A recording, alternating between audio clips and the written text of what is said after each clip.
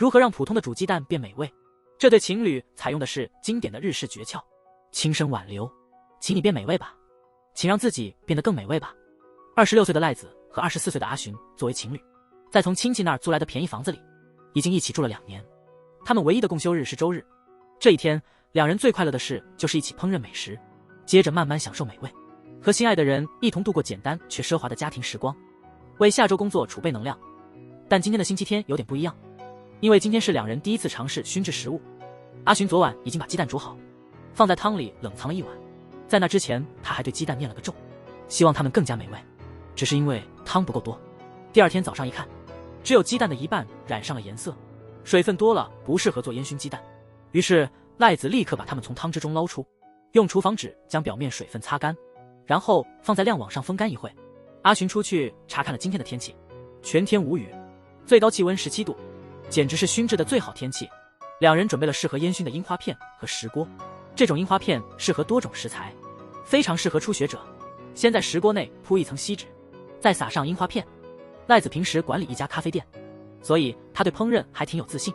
接着开大火，等樱花片开始冒烟，然后将鸡蛋放到小架上，盖上盖子，转小火慢慢熏烤即可。白烟带着香气不断从锅盖缝中冒出，可以趁等待时间玩会游戏，到时间一揭锅盖。好感人，颜色太棒了。虽是第一次尝试烟熏，但鸡蛋外层那焦糖色真均匀，绝对是美味极了。但现在还不能立刻吃，赖子知道怎么让它更美味。先用叉子把2个熏蛋捣碎，再加一些洋葱碎。阿寻用微波炉把土豆加热，把半熟烟熏蛋和土豆混合，加点黑胡椒就成了土豆沙拉。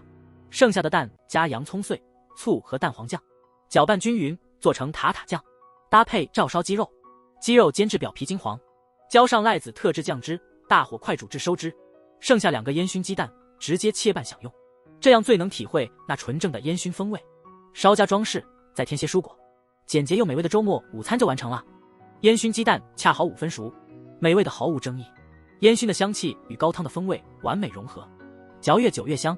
用熏鸡蛋做的塔塔酱，味道跟平常吃的完全不同，有着淡淡烟熏味，吃了让人忍不住称赞。这成熟风味的熏鸡蛋土豆沙拉，意外的好吃。阿寻建议赖子把它加入咖啡店菜单，但成本相比，做起来实在太费劲了。店里做菜可不能这么慢吞吞的，所以这种费时的料理，只能在家里做，是种奢侈。看到阿寻那么幸福的笑容，赖子心里也感到很开心。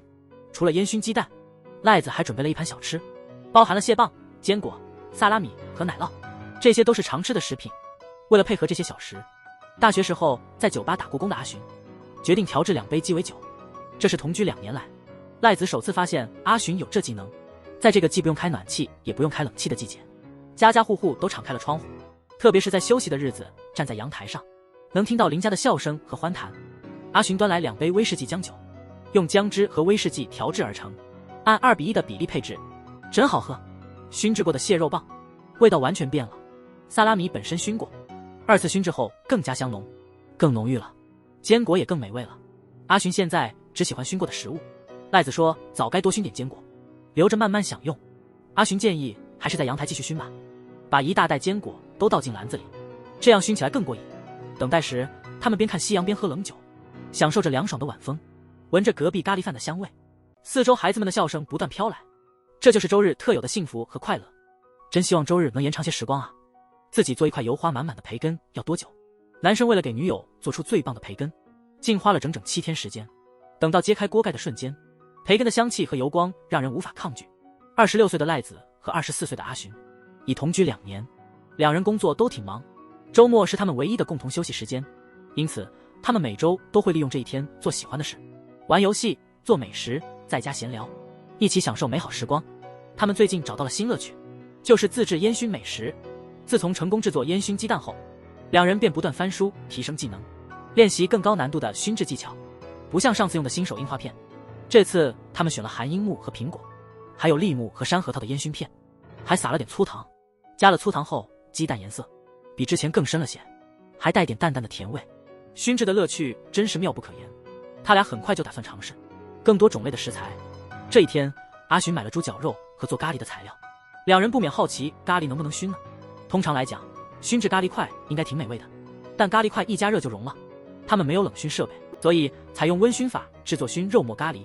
这回要用的是烟熏木，好处是可以避免温度过高。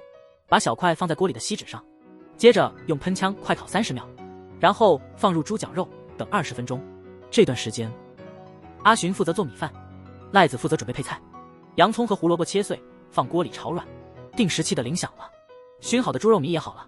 这种美味不是单靠炒出来的，而是那熏香。绞肉散发着香气，一起炒，加水和咖喷块制成烟熏肉末咖喷。此刻最配的就是一碗香米饭，再加上葡萄干和新熏的皮蛋，成就了周末的美味午餐。虽辣但香味足，如果觉得太辣了，就吃点鸡蛋清来解辣。咖喱的香料味本来就很浓，原本担心那股熏香会被掩盖，没想到2种味道竟融合得很完美。一口又一口的吃，这独特的美味真令人难以抵挡。吃饱后就直接躺下了，无论是肚子还是房间，满是美食的香味。与心爱的人共度时光真是太幸福了。上周赖子工作不顺，遇到很多问题，全因实习生左山老是出错，让他感到特别疲惫。作为一名称职的男友，阿寻打算让赖子下周过得非常美好。他计划亲手做烟熏培根给赖子吃，买的五花肉肥瘦相间，非常合适。阿寻觉得这是做烟熏培根的最佳选择。按照食谱的指示，阿寻用40克盐、10克糖和3勺酱油，再加1勺黑胡椒，调制了腌五花肉的酱汁。为了提升味道和去腥味，还特意加了点威士忌，把调好的酱汁均匀涂抹在五花肉上，然后放入密封袋，置于冰箱冷藏。接下来几天，只需每天翻1次肉，充满爱意。1个星期后，腌制完成，肉质变得更紧实了。这是因为加了不少黑胡椒，为了避免太辣，还得用水冲掉多余的酱料，然后要泡1个小时去盐，再用吸水纸包裹2小时，直到肉干。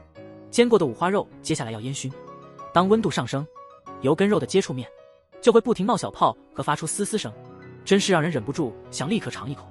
撒了樱木片，再把煎好的肉放进锅里。今天要热熏30分钟，樱木片燃烧后，香气满屋飘溢。时间到了，立刻揭开锅盖，这香味甚至飘到了街上。赖子下班一到家就闻到这股香气。晚餐是米饭搭配自制培根炒菠菜。看到赖子那幸福的表情，阿寻就知道这周的辛苦都值了。自制培根很有弹性，因为已经腌了1周，所以阿寻用它炒菠菜时，什么调料也没加，连炒菜油都是培根的。这样一来，菠菜炒培根虽简单，却充满了特有的香味。辛苦了1周的赖子终于感到满足。剩下的培根，赖子打算做成汤来享用，这口味比我想的还要柔和，真是能治愈心灵。下周这对甜蜜情侣还会带来哪些美味的熏制料理呢？大伙儿拭目以待吧。到底什么味道最让男人着迷？新鲜牡蛎料理肯定在列，浓郁汤汁搭配的绝妙口感，实在让人停不下来。26岁的赖子与24岁的阿寻已经同居2年了，两人因工作繁忙，只能共享周末的休息时光，因此他们每周都会共度愉快时光，玩游戏、做美食、宅家聊天，享受2人世界的快乐。比如最近他们喜欢做的熏食准备成了他们的新常态。今天他们打算熏鱼肉，虽然烤着吃也不错，但是稍微熏一下就能让日子更有品味。何况他们最近刚买了个熏制箱，比起之前的小锅，现在连大块食材都能轻松熏制。更幸运的是，阿寻的家人从老家寄来了一大箱好货，包括加制的特制酱和咖啡豆，还有鸡胸肉和各式蔬菜，还有阿寻妈妈精选的鱼干。虽然只是小小的韭菜一袋，熏制一下味道会更佳哦。两人立刻着手本周的熏制工作。如果之前用小锅是高温快速熏，这个熏箱空间大多了，适合低温长时熏制，也更适合保持熏香。在熏箱上层，他们放了鸡蛋、咖啡豆和鲑鱼干，下层则挂上了晒好的竹夹鱼干。因为这次主要是熏鱼，所以这次选的是核桃木。赖子正拿起喷枪要点火，突然听到楼下门铃响，是妈妈没事先说就来了。其实进入工作后，赖子尽量不依赖父母，所以和母亲相处不太自如，母亲仍把他当小孩看待，还老暗示他赶快结婚生子，这让他挺烦恼的。反而阿寻跟他妈相处的挺好，听到要做熏制食物，他妈也跟着上了2楼凑热闹。先用喷枪烤核桃木20秒，冒烟了就塞进熏箱里，1小时眨眼就过。他们一开熏箱门都惊呼起来，食物全变成了焦糖色。阿寻说这味道得尝尝才知道有多好，于是邀请赖子妈留下共享晚餐，尝尝他们的熏制手艺。你们这么开心真好。但最后妈妈还是在吃饭前回去了，走之前还留了自己做的饭团。赖子还特地装了新熏的竹夹鱼，让妈妈带回给爸爸尝尝。眨眼就到做晚饭的时间了，所有食材都入味了，但阿寻和赖子先各自吃了个妈妈的饭团，这味道真像赖子小时候吃的一样，盐味饭团配熏制食品真是绝配。阿寻这么一说，赖子尝了尝，果然这咸香味和熏香完美融合，真是太棒了。阿寻突然提到，因为一个员工突然辞职，所以他得暂时上夜班，可能暂时不能和赖子一起吃晚饭了。那晚赖子睡得不好，半夜爬起来从冰箱拿出一盒牡蛎，先洗净后扔进锅里煎，牡蛎出水时加点蚝油，味道飘散开来，真怕吵醒正在熟睡的阿寻。炒到牡蛎上色后就开始熏制，大概要熏20分钟。时间到了，揭开锅盖，屋内顿时飘满了熏香。这牡蛎现在吃起来已经很美味，但加上大蒜和干小米辣，封存在罐中，再浇上橄榄油，味道会更加出众。一天的劳累后，阿寻终于下班，他疲惫地走进厨房，看到桌上赖子留的便条，他打开冰箱找到了那罐子能提神的油熏牡蛎，他迫不及待地拿起叉子，却突然停下了手，转头去烤了2片面包，然后把牡蛎放上去，做成了熏牡蛎三明治。咬一口，吐司异常酥脆，牡蛎的鲜美与熏香结合，形成了更上层楼的味道。橄榄油也浸透了牡蛎的香气，连面包边都变得诱人多了。这个味道真奢华。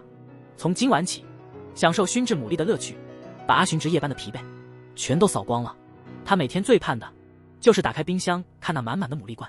自然，除了熏牡蛎吐司，他还发明了好几种新吃法，比如把熏牡蛎拌蔬菜再搭配米饭一起享用，只要撒一点胡椒盐，整道菜就变得特别好吃。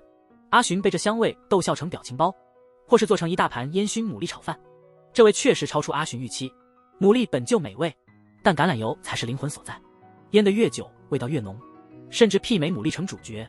阿寻吃完就想躺沙发上放松，真想跟赖子一起品尝这味道，可惜已经太晚，赖子睡了。周六晚上，赖子一直等阿寻，为他准备了熏牡蛎意面。熏牡蛎怎么做都美味，但和心爱的人一起吃，味道会更棒。人生最幸福的事是什么？那就是周末能睡个自然醒，然后起床看见有人已在餐厅里等着。我给你准备了香喷喷的饭菜，但偶尔也会有让人心酸的事，比如原本完好的鱼糕，开锅一看却糊成了一团炭。这一幕让赖子好伤心，整整期待了1个星期。周日早上的喝酒吃菜计划，现在全泡汤了，都因为阿寻起床就玩游戏忘了关火。不过2人同住难免有失误，就像个粗心的人忘了衣服上的扣子没扣就塞进洗衣机，结果脱水后衣服全缠在一起。明明只有周日我们能一起休息，气氛却从早就开始沉闷。一整天这样下去怎么行？那个粗心鬼晒完衣服后，要不我们像做野餐似的在院子里喝点酒。虽说晴天的紫外线很强，但也好过整天尴尬的气氛。赖子还是答应了。阿寻提议2人一起吃之前，在超市购买的柳叶鱼做下韭菜，为了避免晒黑，赖子在屋里涂了许多防晒霜。阿寻在储物间里找到了一个7厘炭炉，接着他把厨房的熏锅拿出来，打算用这套工具在院子熏柳叶鱼。柳叶鱼已提前晾了1个小时，之后全都放进了锅里，可以开始熏鱼了。让赖子坐在一旁，别走开，他打算活动下身体，享受这秋日。他在院子里跑了10几圈，接着跳绳，直到浑身大汗。他说这是欣赏美酒美食前的准备，一边说一边从旁边的保温箱取出2瓶冰镇啤酒。20分钟差不多了，熏制的柳叶鱼呈焦糖色，带点荧光。运动后喝冰啤酒，真刷新爽啊！再配上刚熏好的鱼，外酥内柔，鱼子味道也独特，比烤得香100倍。看来院子里的熏制特别有味道。2人聊得忘了早晨的尴尬。阿寻因烧焦菜向赖子道歉，赖子也觉得自己小孩子气了点。为了让啤酒更加美味，赖子也跟着阿寻跳了100个绳子。好不容易的休息日没白过。正当他们打理院子时，又响起了门铃。原来是刚从英国回来的阿寻弟弟季泽，他还带了许多本地特产。季泽抱怨英国食物难以适应，还是想吃家里的饭。于是赖子决定拿出冰箱里剩下的饺子，好好做顿美食吧。阿寻往锅里撒了些苹果木，赖子又加了点粗糖，再把冻饺子排列好。熏制时要频繁用厨纸，把饺子表面水分吸掉，不然会变酸呢。这些技巧都是失败中学来的。30分钟后，饺子已经熏得金黄诱人，宛如施了魔法。搭配饺子的还是香喷喷的米饭，这味道一口就让季泽欲罢不能。外皮又酥又脆，用苹果木熏出的微微果香，熏香与大蒜简直是绝配。这顿饭可以说是季泽多年来最满意的一餐。果然亲人团聚的饭最香，因为吃得太饱，季泽饭后立刻睡着。这周末3人共度愉快时光。下周假日会享受哪些熏制佳肴呢？期待一下吧。女孩午饭放弃丰盛的餐食，只吃了1小盒苹果丁。她这么做是为了减肥，变成男友心目中的偶像明星。26岁的赖子和24岁的阿寻已同居2年，因为俩人工作都挺忙，只有周末才能共享休息时间，所以他们每周都会找时间做点喜欢的事。最近他们找到了新兴趣，那就是自制烟熏美食。比如这周末玩桌游时，他们就做了熏制椒盐海苔薯片，那脆爽的口感和浓郁的熏香真是太美味了。就这样两人一起分享每一片，薯片一下子就吃光了。真奇怪，夜里的薯片特别香，可能是深夜的快感使然。夜长呢，没了就再买。那晚两人就在客厅地板上睡了，不只吃了好多薯片，还喝了许多啤酒。醒来时已是周日中午，宝贵的休息日已经过了大半。赖子自己跑超市去买东西，阿寻则在家里打扫浴室。周末超市的打折商品特别多，留着肉末、番茄和生菜，明天用。这块三文鱼本来用来做刺身，今天就用来做豪华熏制品吧。不过一般来说，熏制刺身通常要用到冷熏设备。这时候赖子透露了一个秘密，他说今天其实要熏的不是三文鱼，把熏好的调料淋在食材上，这就是无法中找方法。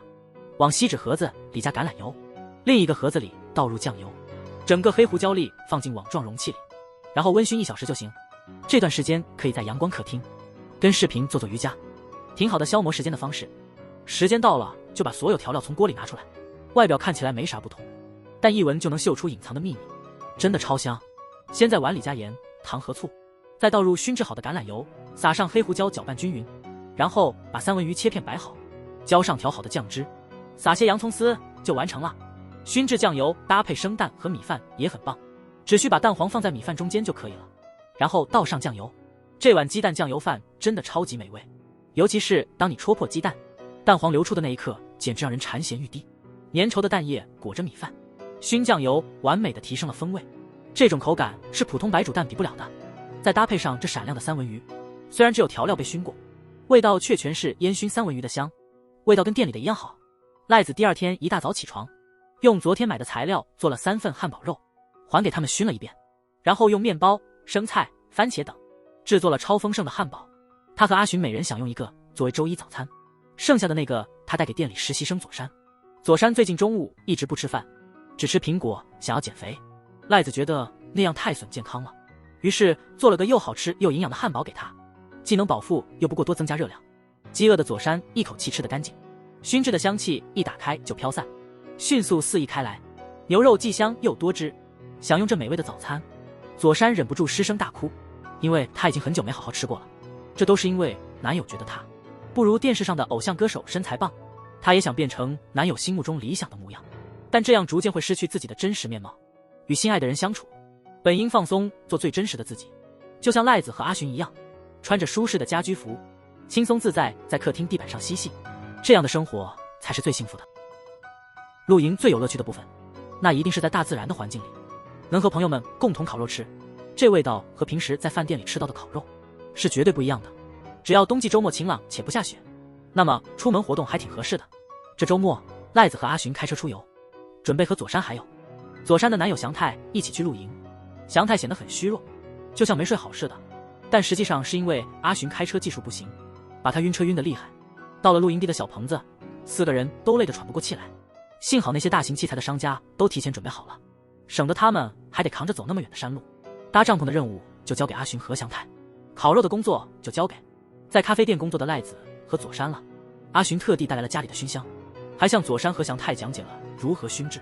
虽然操作不算太难，但挺耗时间和力气的，只要愿意多花点心思，食物的味道能美味到令人难忘。今天他们打算熏鸡腿，还准备了适合烧烤的其他食材，例如赖子自制的烤牛肉，所有食材都整齐地放进熏香里，里面还有几个完整的洋葱。预计要熏制超过1个小时，这段时间大家可以忙别的了。时间慢慢过去，熏香开始飘出特有的香味，就这样坐在山里享受这份宁静，真是幸福。好，我要开箱了。行。一开冰箱门，那迷人的香味立刻扑面而来。忙活了半天，香味扑鼻，让我觉得更饿了。但是还得忍耐一下，因为还有一步。在洋葱顶部切一个十字，再放块黄油，裹上锡纸加温，奶香味就会深入洋葱里。把各种食材串起来，放在明火烤炉烤。上桌后立刻被大家抢光。没想到洋葱这么美味，仿佛开启了新的味觉境界。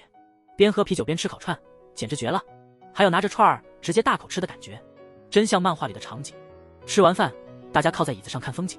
赖子竟从口袋里摸出小包红茶，烤肉后来杯茶，正好帮助消化。阿寻突发奇想，既然茶叶也是干的，能不能用来替代熏肉的木屑呢？这味儿用来熏啥好呢？左山在包里翻出了带年轮面包，这玩意儿本来就配红茶，熏出来肯定味道棒极了。日头渐渐西下，用红茶熏的年轮面包也烤好了，那香气真特别，就好像红茶渗进面包中，这味道以前没尝过。和心爱的人一起做吃的果然美味，能展开更多潜力。听说过熏制肉类和鱼类，连小孩的零食也能熏制呢。用混合的木片熏过后，居然跟啤酒非常配，真不可思议。这种机会真不多。赖子和阿寻难得连休2天，他们就邀请了左山和左山的男友祥太一起去山里露营。提到露营，除了一起欣赏风景聊天外，最棒的就是尽情享用美食。因此大家午餐和茶点一结束，稍微闲聊一会儿就到晚饭时间了。阿寻和赖子准备的晚餐是卡芒贝尔奶酪，每个人都能吃掉一个，这真的很奢侈。赖子说，因为平时少有机会这样大吃特吃，所以才会觉得特别幸福。当然卡路里带来的负罪感也是不少，还有一条腌了7天的培根。祥太和左山主动负责熏制的准备工作，这个过程既简单又有趣。接下来就只能耐心等待。大伙儿点起了篝火，搭好了铁网，立刻营造出了露营的感觉。熏好的奶酪和培根味道浓郁，但接下来才是重头戏。把小锅放在铁网上，倒入适量油，先放蒜片炒出香味，火候刚好时加入切好的培根、西兰花和甜椒，最后淋点橄榄油。这些便是熏制卡芒贝尔奶酪的佐料。还没开吃，阿寻和祥太就已经兴奋万分了。接下来是晚上干杯的时刻，干杯干杯！夜晚的啤酒特别好喝，外面这种轻松的环境下，感觉更加舒服。西班牙蒜香味的五彩蔬菜裹着软糯的奶酪，培根煎出的香气，真是浓郁且丰富的味道。还特别想搭配面包来吃，赖子真的考虑得很周到。祥太一说完，他就立刻从旁边的箱子掏出了一大包面包。吃完后一定要好好睡一觉，在露营时躺睡袋里，也带来了难得的激动感。第2天早上，大家精神饱满，清晨的空气也格外清新。早餐是爽口的蔬菜沙拉，还有搭配熏火腿蛋的热三明治。经过昨天的相处，祥太显然和大家已经很亲近了。饭后，几人去附近散散步，偶遇了昨天给他们送木柴的大叔。性格开朗的阿寻自然的和大叔聊了起来，从大叔那里得到了混合木片。这些木片混在一起，风味没有单一木片那么浓郁，但正因为如此，它们适用于烟熏各种食物。如果混合不同类型的木片，还可以展现出各自的独特性。能弄到这样的材料真不容易，得好好利用它来做点美食尝尝。现在箱子里只剩罐头了，虽然赖子之前在店里做过类似的菜，所以他熏制的罐头应该也很好吃。赖子就是这样的人，总是能把自己的知识和经验运用到日常生活中，这也是阿寻佩服他的原因之一。幽静的森林里慢慢升起了炊烟，通常生活在城市里的人，可能最渴望的就是这种时刻。熏制的罐头搭配小番茄和芝士，再来点法棍面包，虽然原料简单，但现在混合起来异常美味。最后一餐是露营临结束时，从旁边小孩那获得的小零食，加了熏制变得更适合成人口味，似乎更配啤酒。露营快结束，我们4个已经迫不及待想下次在一起玩，只是希望阿寻能提升驾驶技术，别让祥太再晕车了。浓香蛋配香肠，再添油脂满满的炸肉饼，在阿寻和赖子的日子里，真有什么不能熏的吗？自从那次4人山里露营后，阿寻老是沉浸在那余韵里，他总穿着登山服看当时的视频。正是这番回顾，让他发现一段视频里，女友赖子竟成了搞笑表情包，所以他忍不住笑了。他们整理行李时，找到了那个烤三明治的小锅，这是之前冲动买的东西，想到以后露营机会少，可能会闲置，阿寻感到有点可惜。毕竟上次在山里用他做的早餐超好吃，这玩意儿用法简单，不如拿来家里做美食。阿寻说完就站起身去冰箱找食材。接下来上场的是更美味的菜，一半甜甜的卷心菜，搭配上熏制肉馅做的炸肉饼，这2样混合，不知道会制作出怎样的美味热三明治。阿寻主动承担整理这些行李，赖子则去厨房准备食材。洋葱末和肉末一炒，再热熏10分钟，一开盖就能闻到甜味跟木香的混合。将熏过的肉和甘薯混合做馅，再裹上鸡蛋和面包糠，就能放油锅里炸了。这不赖子有点怕，让阿寻来完成。在三明治机上抹上黄油，放一片吐司，再加卷心菜、炸肉饼和足够酱料，最后附上抹了蛋黄酱的吐司。小心的将三明治机2端压合，只要煎得够久，家用卷心菜肉饼三明治就能马上享用。面包表面香脆，卷心菜又软又甜，混着香浓的炸肉饼，再加上甜美的甘薯，真让阿寻难以自拔，甚至连手指的余味都舔个干净。吃完饭想到上次露营用的煎锅，不论是披萨焗饭还是西班牙海鲜饭都能做，于是小寻冲动买了。1周后快递把煎锅送来，恰好俩人今天都休息，打开包裹就能用它做顿美食。两人商量后决定做煎蛋和香肠，还有豪华的熏制酱。1个鸡蛋和3根香肠先在煎锅里煎熟，接着连锅一起放上，等待熏制的锅子即可。将紫洋葱切丝，再把熏好的金枪鱼罐头和奶酪混合，充分搅拌，稍微把柠檬皮切细丝，把所有食材混合就成了这碗既清新又浓郁的豪华熏制酱。旁边的熏肠和鸡蛋也熟了，但颜色跟网上的似乎不太一样。最后简单熏一些薯片，现在得念个专用咒语，变好吃变好吃。周末午后，情侣俩坐在阳台，啤酒加熏制美味何其美，难道还有比这更幸福的吗？熏制鸡蛋外酥香浓，一口满是香气，熏香肠肥美，配冰皮正好，薯片沾上奢华熏沙丝超赞。熏香凸显了2种味道，微辣的胡椒与浓郁的奶酪完美融合，这种奇特搭配出奇的好吃。赖子觉得这熏薯片特别百搭，适合各种蘸酱，颜色分量也很赞，可以考虑引入店里销售。虽然天气渐冷，但那又怎样？两人共享毯子，温暖相依，这不就是两人世界的甜蜜时光吗？打折的生鱼片整整1份，熏鱼居然要用半桶冰块，这是为啥呢？最近赖子咖啡店特别忙，每天中午都人山人海，再加上人手不足，所以他既得做厨师又得服务，帮忙端菜。阿寻为了更好的生活，决定找一份更稳定的工作，因为之前基本没做过正经工作。阿寻去很多公司面试，但都不顺利，两人身心都极其疲惫。赖子下班回家时，阿寻已洗澡，还煮好了米饭，坐在沙发上等他一起吃晚餐。赖子打开冰箱时，突然意识到他们不能继续这样颓废了，所以他和阿寻再次开了冰箱，拿出了1盒酱油腌制的蛋黄，这是3天前腌好的。原本打算周日休息时一起吃，但现在离周日只有几小时，现在开始熏制也不迟。他们穿上厚衣服，边喝冰镇威士忌苏打，边坐在阳台上等熏好。真得不得不说，这样的时光太惬意了。在这种情况下，赖子会依偎在阿寻身边，倾诉工作的困扰。阿寻对赖子的依赖感到高兴，但自己是个不稳定的自由职业者，他经常觉得自卑。熏制的蛋黄口感偏硬，看着还挺晶莹剔透。赖子解释这是酱油的盐，把蛋黄中的水分挤出来了，也就是味道更浓郁了。首先拿2个熏蛋黄做点小菜，把牛油果一切为2，去掉果核，再把蛋黄塞进果核的空位，撒点黑胡椒，这样1道菜就完成了。第2道菜要用山药，把山药切成厚片，每片山药上放些切好的蛋黄，撒上少许海苔碎，这样今天的小菜就都做好了。米饭绝对是主菜的灵魂，把蛋黄放到热乎乎的米饭上，撒上葱花和芝麻，再加点香油。这个超级鸡蛋盖饭虽然看着简单，但它融合了所有食材的美味，配上1碗阿寻的特制味增汤，就完成了深夜熏蛋的享受套餐。我要开始吃了。刚刚一口下去，赖子就感慨等了3天的值得，换来的美味真超值。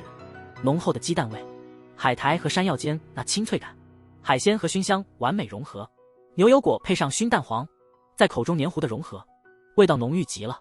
接着尝尝今天的主食，把加了酱油和熏香的蛋黄和滚热的米饭混合，这种绝妙的味道到底是什么天才啊？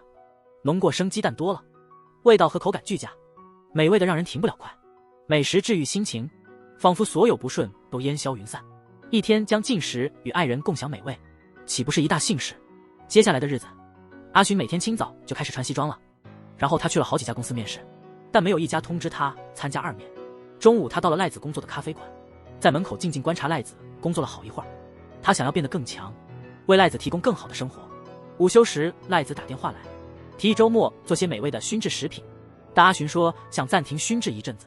赖子察觉到阿寻最近的状态有些不对劲，虽然很担心，但考虑到阿寻的感受，所以没多问，只叮嘱他回家要小心。第2天，赖子含糊其辞的和阿寻聊了许多，阿寻似乎豁然开朗，笑着跑出去说要去买点东西。他买回来的是1盒新鲜的生鱼片，决定尝试冷熏。为此他也做了不少功课。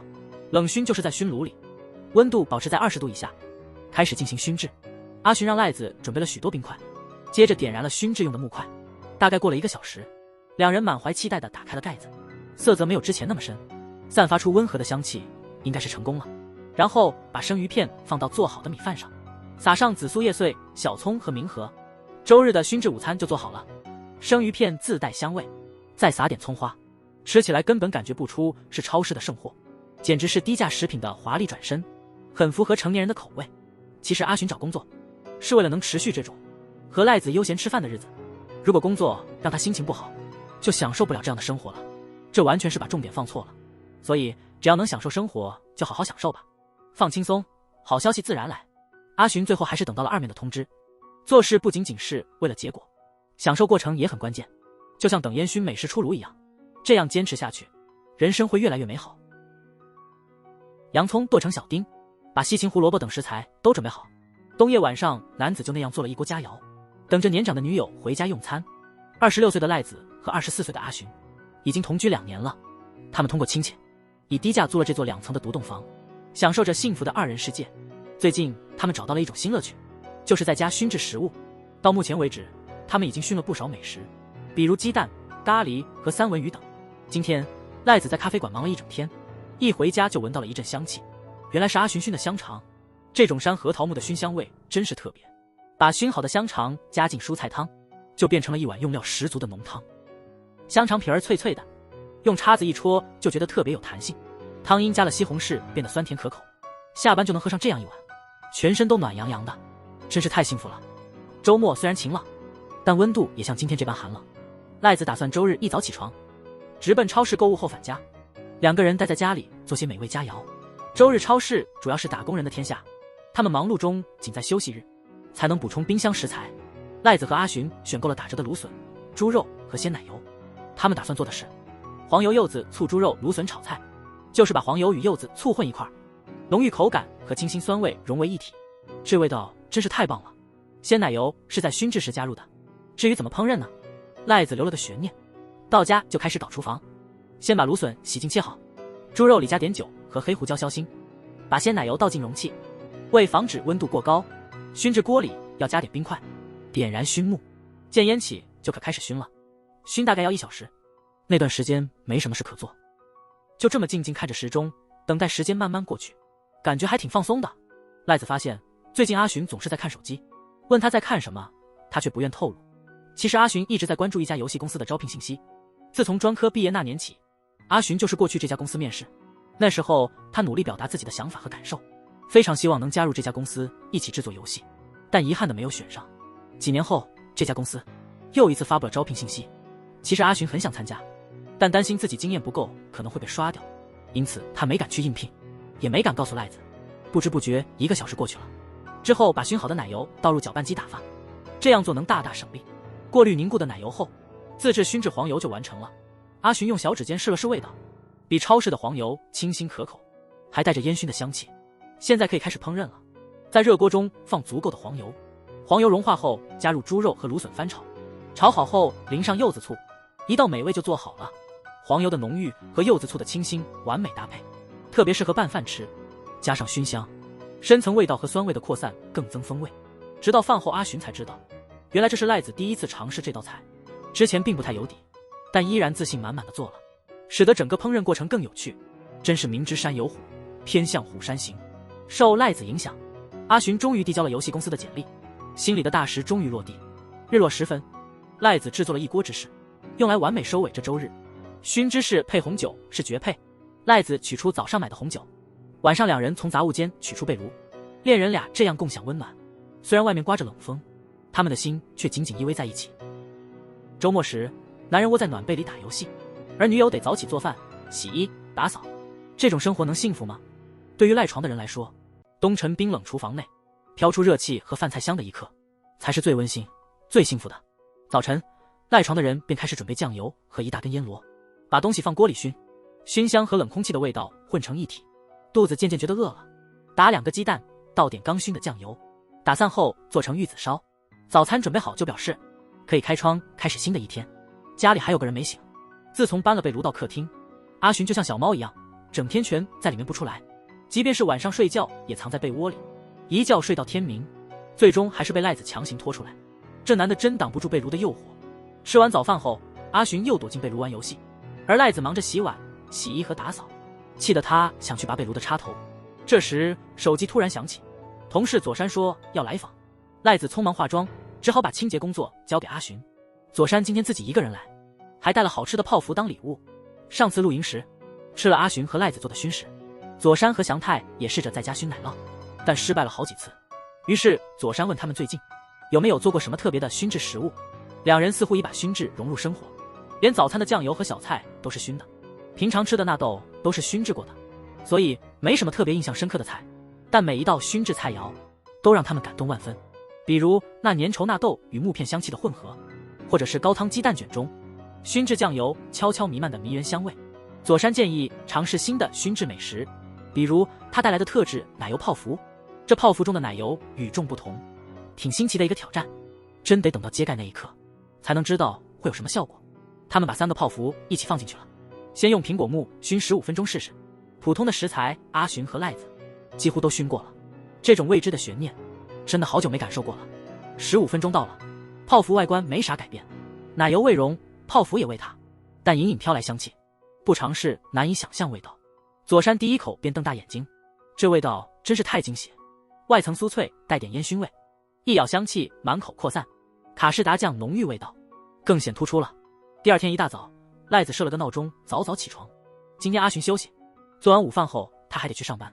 阿寻起来后，在院子里摆上小桌子和熏香，等祥太来。其实是昨天祥太发来消息，想跟他谈点事。祥太好奇为什么阿寻愿意和赖子同住，这样自己的独处时间不是变少了吗？两人先把肉包饭团放进熏香，然后边喝咖啡边聊天，等待15分钟。熏好的肉包饭团，猪肉的汁液已经渗透进米里，再撒上熏制黑胡椒，让辣味和熏香更浓了。阿寻停下吃饭，回答祥太的问题。他说虽然独自时间会少些，但共享快乐的幸福感更重要。就像这美食一样，原本就很美味，却还得多耗一步加工。如果独自一人居住，他绝不会去折腾这些，但对祥太而言，2个人相处太艰难。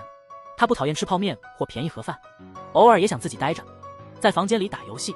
迁就他人的习惯真的有点难，但未来的事谁能预料呢？可能很快会腻了这种独自生活。女人拼命工作养家，男友却没有稳定工作，满脑子只想吃喝，把家弄得一团糟，然后就睡大觉。赖子精心打扮去参加朋友聚会，朋友们都已婚了，大家聊的都是家庭和孩子。只有赖子盯着牛排，想着如果熏制一下会不会更好吃。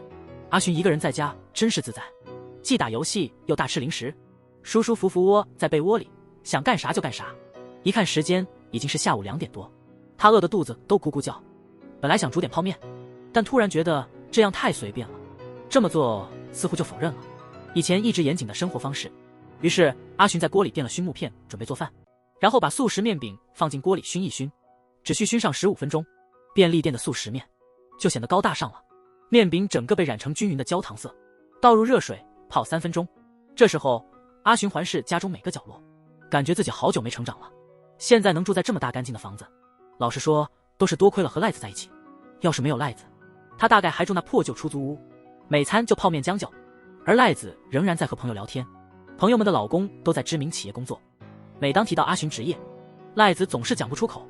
阿寻目前还没找到固定的工作，他害怕被朋友们说阿寻靠女人。泡好的面条沥干水分，最后再猛摇几次，接着把酱汁倒在面上拌匀就好。这个熏制的面饼味道特别，熏香渗透后再淋上酱汁，不止减轻了辣味，还增添了香气和美味，一点都不像平常的速食面。阿寻忍不住想，如果赖子也尝尝这个熏泡面，他会有什么评论呢？肯定会夸这味道棒极了，还会称赞他真有创意，也很能干。明明快餐面3-5分钟就好，却花了15分钟让它更美味，这不也是让生活更幸福的小事吗？真的很高兴我们能一起享受生活。果然在吃饭时，朋友们听阿寻还是自由职业，立马劝赖子要考虑自己未来，毕竟他们已经不是学生了，现在得靠儿子的工资养家，生活得节省度日。朋友们都说他绝不能因为对阿寻有感情而委屈自己。无知的阿寻正享受自己烟熏的佳肴，随后他打算熏制已经晾干的章鱼腿，用平时的方法把章鱼腿放进锅里热熏。接着阿寻开始想象，如果赖子回来看到他做的满锅章鱼小丸子，肯定超兴奋。转眼已是夜晚，聚会后的赖子在街上闲逛，他心乱如麻，不想直接回家，尽管一直对生活挺满意。朋友一说话，他开始厌弃阿寻。赖子对自己感到失望，陷入情绪低落的恶性循环。这时妈妈又发来长篇大论，催他赶快结婚生子，别让阿寻讨厌哦。妈，我受够了，阿寻现在在家忙着做章鱼小丸子，想给赖子一个惊喜。他在面糊里加了很多汤汁、鸡蛋和山药泥，只是外皮就已经很诱人了。每一个小格子都放了熏好的章鱼脚，加热后香味立刻四溢，撒上葱花和红姜，就等面糊固定了。可以趁着喝冰啤酒放松一下，用签子小心调整边缘并翻面。章鱼小丸子做好后浇上酱料，撒上海苔碎和木鱼花，特制烟熏章鱼小丸子就完成了。多汁又带烟熏味，非常高级，配啤酒正是大人的最爱。赖子稍冷静后返回家中，一看房间并未因小丸子惊喜，只见乱七八糟的厨房和空啤酒罐。阿寻在客厅一躺就睡着了，朋友们的劝导又回荡在耳边：想吃章鱼小丸子吗？我才不要呢。赖子越想越感到委屈，原本以为能随心所欲的生活，却突然意识到他和阿寻似乎迷失在复杂的迷宫里。他们还能继续同居吗？我已经弄不清楚了。女人今天提前回家，意外看到那平时不上班的男友穿着平时不穿的西装刚回来，心里有事的他整夜都睡得不安稳。朋友们劝他要多想想自己的未来。阿寻24岁了还没有稳定工作，两个人怎么结婚养孩子呢？不能总依靠他一个人的工资生活吧。他还发现阿寻最近常穿他的衬衫出门，难道阿寻也在打算找一份稳定的工作？这天一大早，阿寻已经起床了，然后楼下突然传来一声尖叫。赖子急忙跑下楼，原来阿寻想用梅干和大葱给昨晚喝酒的赖子做个清淡早餐，但发现常用的熏锅裂了。啊，我真是太失败了。阿寻感到很遗憾，因为这锅子烟熏过很多食材，也积攒了不少他俩的回忆。但赖子却在想，这么珍贵的锅子忽然裂了，是否意味着他们的关系也出现了问题？赖子上班时心神不宁，他回味着早饭的味道，熏大葱加梅干的高汤泡饭，梅干的酸味减轻了，味道更温和。尽管大葱被阿寻烤糊了，那隐藏内里的香甜味和烟熏香让他忍不住想哭。趁着吃早餐的机会，阿寻为昨天的错误道歉。他总是这样想着和好的方式，但他也察觉到了赖子的态度变化。赖子没法专心工作，在左山的建议下，他决定提前回家休息。到家门口，他发现那口坏了的锅，进门看到客厅的被炉也已收好，周围的人生舞台在变化，连日常用品都在更新换代，唯独他与阿寻之间似乎总是原地踏步。他不清楚那个路上的小女孩是不是还在上幼儿园或小学，他们的关系会不会也一直如此。一阵子后，他听到了开门的声音，下楼一看，阿寻回来了，而且身穿西装配白衬衫。两人一眼对视，阿寻就跑了出去。他们这时才开始敞开心扉，原来2个月前阿寻就开始找工作了，只是因为还没定下来，所以没跟赖子说。今天他刚完成了一家游戏公司的终面，但结果还未知。阿寻一直很羡慕赖子，因为赖子对自己的工作非常自豪，他也想找个能展示自己长处的工作，这让赖子感到非常内疚。毕竟他并不知道阿寻一直在努力，对阿寻不再抱希望了。朋友和妈妈说的都听在理，这点毋庸置疑。只要他和阿寻还有共同的期待，别人怎么说都无所谓。赖子决定坚持自己的看法。阿寻网购了个新熏锅，不锈钢材质，坚固耐用，体积更大，深度更深，能熏更大的食物。虽然价钱贵了不少，毕竟是长期使用的东西，所以稍贵也没关系。正好在两人都休息的周末，这个帅气的流线型熏制锅被送来了。用这个新锅先熏制一些日常美食吧，鸡蛋、香肠、芝士，还有鱼和蟹棒。与牛排、鳗鱼等高档食材相比，这些普通食材更让人怀念。也是因为第一次尝试熏制鸡蛋，两人才逐渐喜欢上了熏制的生活方式。锅里摆满了食材，这锅的密封性比原来那个好太多了，食物熏的味道一定更香。和吃美食相比，更幸福的是，两人满心期待的一起等。熏好的鸡蛋捣成泥，再加入蛋黄酱拌匀，做成特制塔塔酱。今天的食物都是两人这1年来尝过的，搭配阿寻调制的威士忌苏打，站在阳台感受那预示春天的暖风。只要心有灵犀，共同奋斗，美好生活指日可待。